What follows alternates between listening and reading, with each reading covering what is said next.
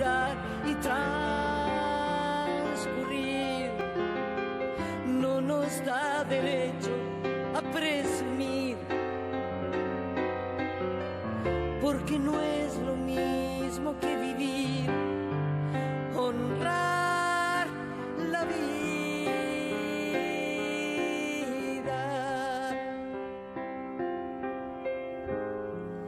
honrar la vida. ¿Cómo están? Hace exactamente un año, Argentina estaba amenazada o cumplía un fallo de un juez neoyorquino y pagaba una brutal deuda a los fondos buitres o quedaba fuera del mundo. Afortunadamente, un gobierno valiente, corajudo, puso por delante la dignidad del pueblo, la soberanía del pueblo y de este país, y no cedió a la extorsión, y seguimos adelante. Y no solo no quedamos fuera del mundo, sino que el mundo, parte de ese mundo, miró con mucho interés la decisión de Argentina, el modelo de Argentina. Y hoy, a un año de esa situación, tenemos la situación por la que pasa Grecia, que tampoco ese pueblo quiso ceder a la extorsión. Y la verdad que en una resolución ejemplar respalda a su gobierno y le dice no al ajuste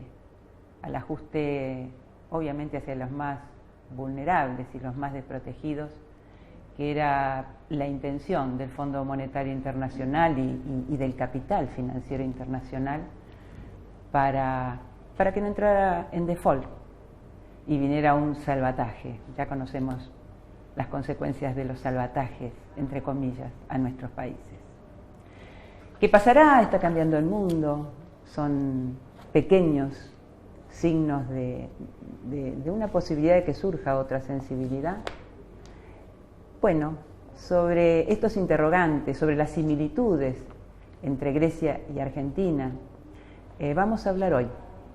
Para eso hemos invitado a Andrés Aciaín. ¿Cómo estás, Andrés? ¿Qué tal? ¿Cómo Gracias estás? por venir. Por nada, gracias a vos. Andrés es economista, es docente de la UBA, la Facultad de Ciencias Económicas, y es director del Centro de Estudios Sociales, Scalabrini Ortiz. Bueno, tenemos muchos interrogantes y tenemos lo que entendemos una muy buena noticia, que ha sido esta decisión en el referéndum del pueblo de Grecia, ¿no? Sí, digamos, hay que tener en cuenta para dimensionar el voto del pueblo griego, que mientras se sometía a un referéndum si se aceptaban o no las condiciones que imponía la Troika son el Banco Central Europeo, la Comisión Europea y el FMI, que son los que llevan a cabo las negociaciones en nombre de los acreedores con Grecia, digamos, y son los que imponen las condiciones, cumplen el rol que cumplía el FMI en la Argentina históricamente, ¿no? De dar créditos condicionados. Mientras se sometía a referéndum, se aceptaron esos condicionamientos, se limita la liquidez del Banco Central Europeo a los bancos griegos y se fuerza la imposición de un corralito para evitar la quiebra de los bancos. O sea que este voto se da en el marco del respaldo al gobierno, en el marco de un contexto de un corralito donde mucha gente, digamos, quedó con los ahorros en los bancos, la incertidumbre sobre si los puede llegar a perder o no, y una campaña mediática de parte de las instituciones europeas y de sectores conservadores diciendo que si votaban por el no iba a haber más financiamiento y lo más probable es que esos ahorros no los pudieran recuperar. Entonces, esa parte, Andrés, me parece interesante. ¿Quién ha sido el perdedor en este referéndum? Porque ahí esa estructura entre el poder y los medios de difusión. Sí.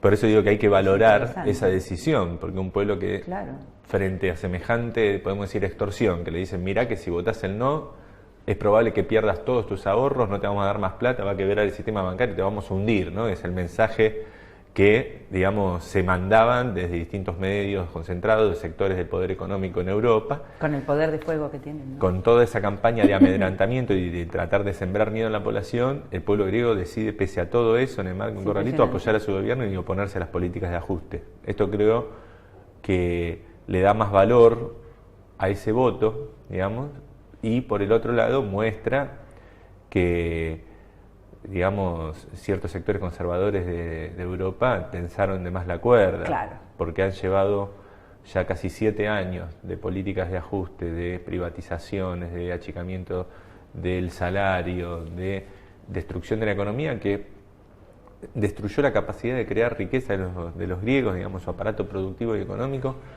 en un 27% en los últimos 7 años. ¿Qué significa esto? Que antes los griegos tenían una capacidad de crear determinada riqueza, hoy tienen un cuarto menos de capacidad de crear riqueza. Toda esta destrucción de lo que los economistas llamamos PBI, que es la capacidad de producción anual de una economía de riqueza, bueno, esta destrucción del aparato productivo en nombre de solucionar una crisis vino acompañada de un montón de créditos y refinanciaciones donde se admitieron, digamos, el mismo FMI en un documento y en ciertas declaraciones de miembros del staff del FMI, que en realidad fue pensado no para salvar y solucionar el problema de la deuda griega, sino para salvar a los bancos extranjeros que habían dado créditos a la economía griega y que ante la evidencia de que eran incobrables, apelaron a las instituciones europeas y al FMI para que ellos den crédito al gobierno europeo, el gobierno tome los créditos, y mientras ellos puedan ir recobrando esos créditos, o sea, una estatización del acreedor para salvarle el riesgo a los bancos franceses, alemanes, españoles que le habían dado crédito a Grecia en el momento del auge especulativo. En los últimos años, mientras se aplicaba la política de ajuste y se destruía la economía griega, el desempleo por arriba del 25%, casi 27%, en los jóvenes más del 50% desempleado, la deuda en lugar de disminuir crece en relación al PBI, pasa de niveles del 80-100% a niveles del 170% del PBI. Una locura, impagable. Impagable, y pone en evidencia que en realidad esto no era ni una solución a la crisis de la economía griega, ni una solución al problema de la deuda, sino que era una cobertura para disminuir el riesgo de ciertos bancos privados, acompañado de la imposición de una serie de políticas que nada tenían que ver con solucionar los problemas, sino simplemente son un proyecto, podemos decir, de comunidad europea, de ciertos sectores conservadores que utilizan la crisis, como acá utilizaron en su momento la crisis de la convertibilidad, para avanzar en el desguace del estado de bienestar, en las condiciones de trabajo y de salario digamos, de la clase trabajadora europea, porque tienen un proyecto de país de bajo salario, bajos impuestos, y aprovechan los condicionamientos de los países endeudados para ir avanzando en ese proyecto neoliberal, digamos, de Unión Europea. Bueno, realmente lo que muestra esto es que cuando vos, tu única oferta a una población es que no hay futuro, que el futuro va a ser cada vez peor, más ajuste, más destrucción económica, no sé cuánto, esas políticas se van tornando incompatibles con la democracia. Absolutamente. Y el referéndum lo que muestra es que la democracia, la gente no quiere eso.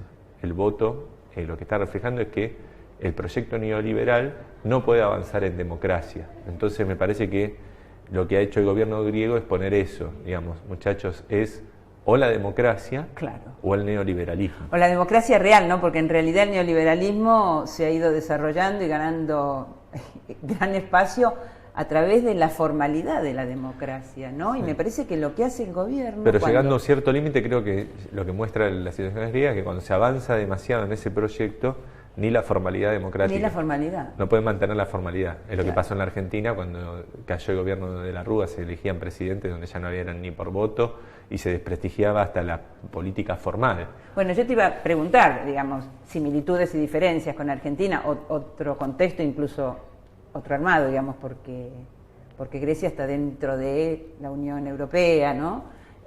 Con una moneda única. La de Argentina era diferente en ese sentido, pero vos me decías, ¿cuánto más puede aguantar un pueblo? Realmente nuestro pueblo, ¿cuánto aguantó, no? Porque mirá que canje, mega canje, mirá que nos han endeudado brutalmente y aguantó mucho este pueblo, ¿no? Sí, en general, digamos, depende de los momentos históricos, ¿no? Yo creo que en Argentina la convertibilidad, como la Unión Europea en su momento, gozó de ciertos prestigios porque, como todo esquema especulativo, hay una primera etapa de plata fácil. Claro. ¿No? Entonces a todos los endulzan. Donde te la venden. Ahí te la venden. Todos los endulzan porque sabemos que el órgano más sensible del hombre es el bolsillo. Entonces te lo alimentan y gana cierto consenso social. Hay siempre caídos, ¿no? Como acá eran las privatizaciones, los despidos, ciertas provincias. pero mientras ciertos sectores los daños colaterales son los daños de... colaterales, la solidaridad, digamos, se olvidaba en nombre de la chequera. Claro. El tema es que ese esquema especulativo funciona en la etapa de crecimiento. Como todo esquema especulativo, se sostiene mientras el dele que va. O sea, mientras vos le pagues a los primeros que entraron, en el caso de tanto del euro como de la convertibilidad, mientras los primeros que le daban créditos a la periferia europea o a la Argentina cobraran altas tasas en dólares, estaban contentos. ¿Cómo la cobraban? La Argentina no generaba esos dólares. ¿Cómo la cobraban? Porque otros metían también plata. Digamos. Le pagabas a los primeros con lo que se llevaban los segundos, ¿no? Es un esquema especulativo. Cuando deja de entrar plata, ya no hay con qué pagar porque no generás genuinamente las divisas para repagar los créditos, y viene la etapa de achicamiento. Claro. El esquema de especulativo empieza cada vez a estrecharse más, y ya no son daños colaterales, sino que empieza a ser masivamente los sectores económicos, productivos, que quedan desempleados, las provincias que se declaran inviables, etcétera, etcétera, ¿no? Viene la política de estrechez. Y liquidan los bienes del Estado. Sí, ¿no? Y ahí es cuando el consenso social se empieza a debilitar y donde ya empieza a no caber siquiera en la democracia formal, podemos decir, y no hay dominio mediático y hegemónico que aguante una política que excluye mayoritariamente, digamos, a los sectores económicos y sociales de un país, ¿no? En esa etapa, digamos, atractiva es cuando al pueblo le hacían creer que las empresas del Estado eran deficitarias, que no servían para nada, entonces había que liquidarlas. Todo eso se justificaba en esa etapa, ¿no? En nombre del camino al primer mundo. Claro. Si uno piensa lo que pasó en la periferia europea, es similar.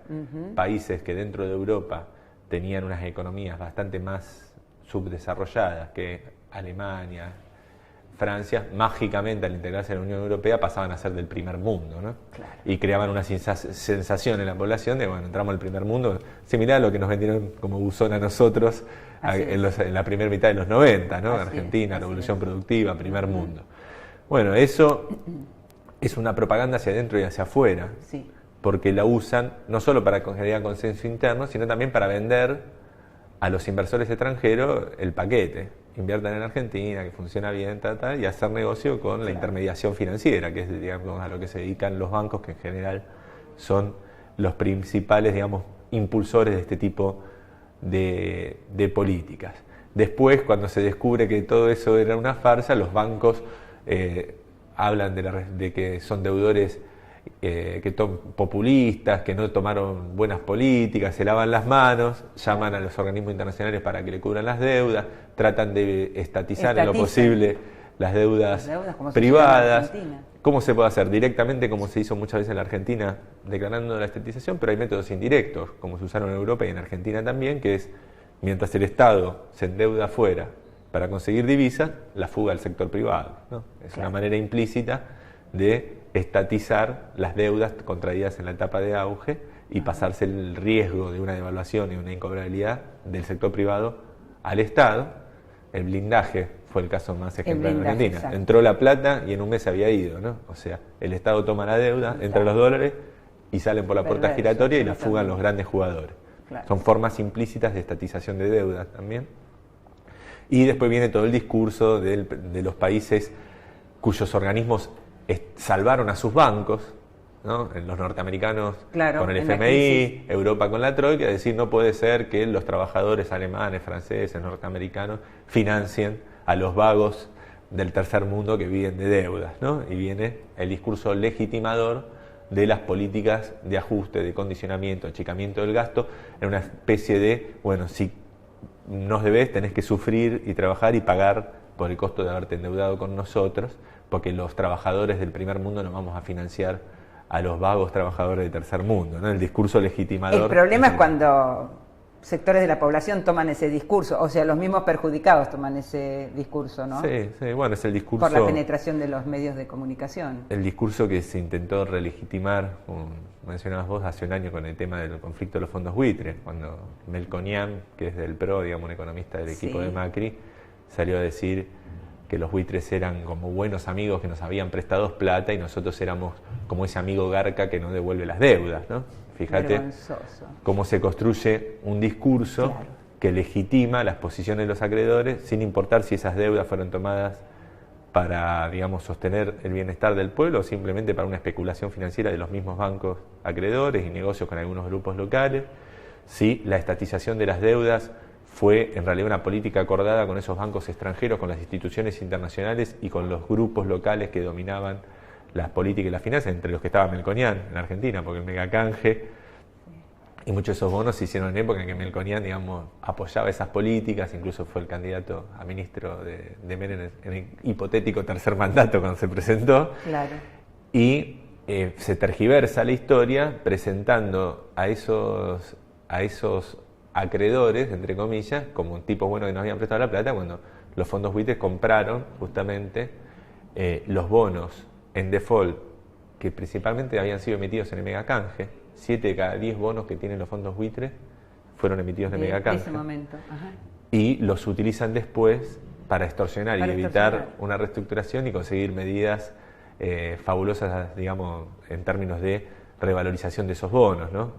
Ahí hago un paréntesis. ¿Por qué compran los bonos de megacanje?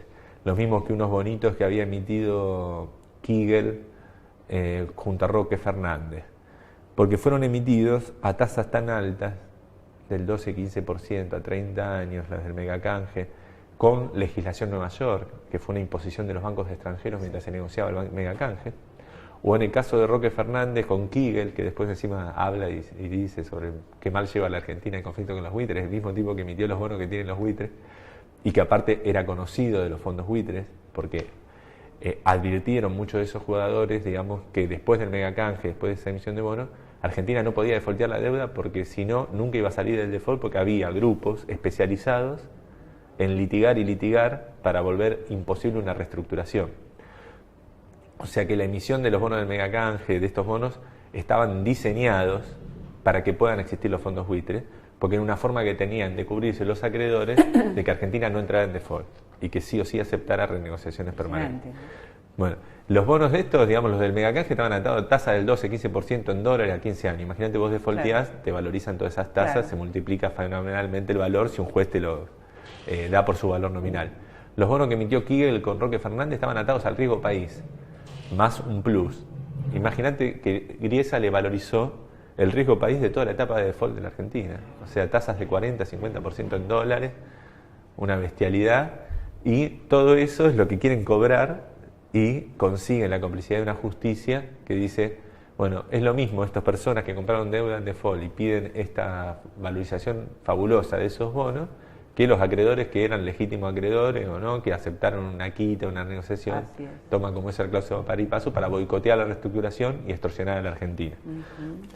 ¿Qué es lo que muestra esto? Que hay una comunidad de negocios impresionante entre bancos, fondos buitres, sectores del establishment local ligados a los negocios de la deuda, que presionan después a través de ciertos armados políticos para favorecer lo que es aceptar esas condiciones bajo un discurso que dice no hay otra alternativa, ¿no? O sea, siempre es el camino de aislarte del mundo o aceptar este mundo hegemonizado por estos grupos. Y generan temor, están ahí los grandes medios, están apoyando, poniendo ese tipo de salida. Todo su poder de fuego, claro. Mostrando que también ahí hay medios vinculados a grupos financieros, ¿no? Vos sabés que hablando de los medios de comunicación, yo leía algunos capítulos de tu manual de Sonceras Económicas.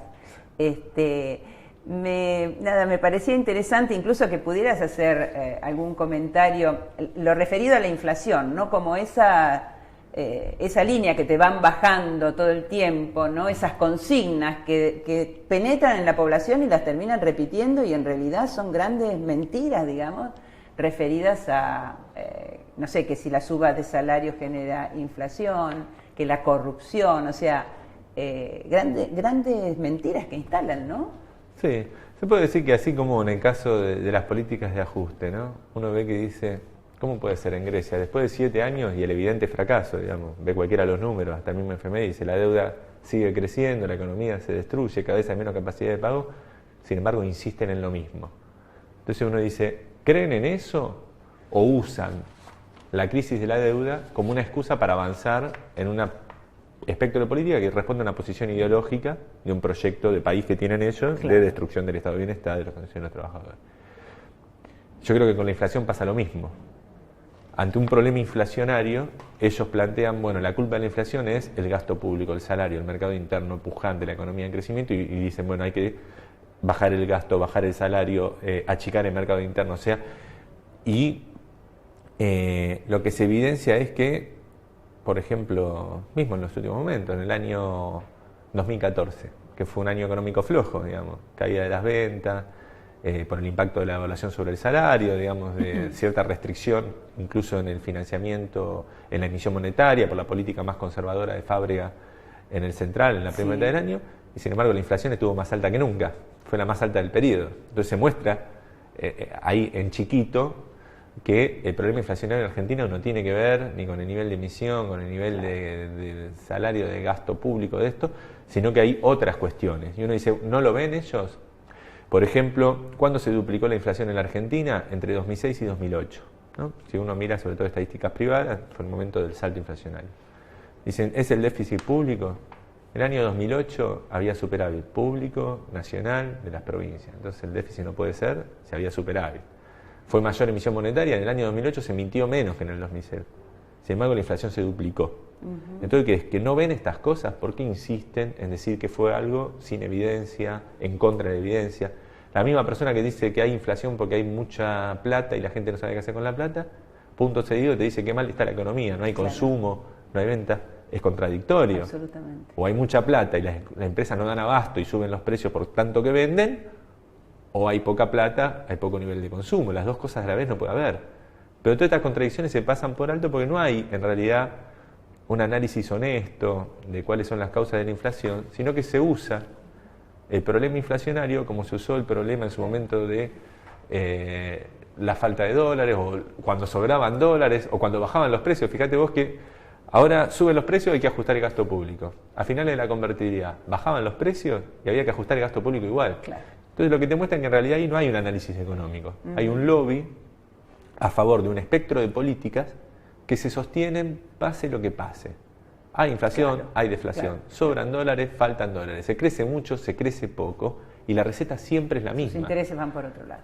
Entonces, o eso funciona siempre, es electrónico que nos cura todo, o nos están vendiendo un buzón y escondiéndonos como recetas para solucionar problemas de la economía. En realidad lo que nos están vendiendo es un programa político-económico que no lo pueden decir abiertamente, porque no lo pueden legitimar por el voto popular y por el apoyo social, y te lo esconden como un instrumento técnico para solucionar problemas económicos diversos que no lo solucionan, pero mientras arriman ganancias para ciertos grupos económicos vinculados a esos economistas serios que propugnan las recetas ortodoxas. Se nos va terminando el programa. La verdad que es un gustazo escucharte. Ojalá tuviéramos un programa de 1 hora, porque claro, porque es lo que necesita la población, ¿no? Como poder formarse una opinión propia a partir de tener información y otro análisis por ahí, en este caso de la economía. Te agradecemos muchísimo y recomendamos tu libro, Manual de Sonceras Económicas, justamente por eso, porque es muy claro, muy pedagógico, y me parece que bueno, necesitamos avanzar en tener más información y en ir generando nuestra propia opinión. Te agradecemos mucho tu participación. Gracias a vos. Y de ustedes nos despedimos. Hasta la próxima. Chao.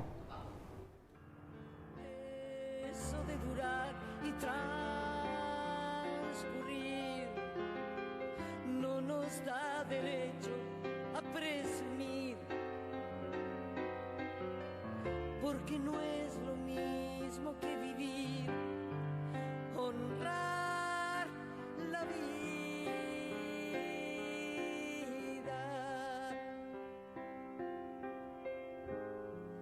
honrar la vida.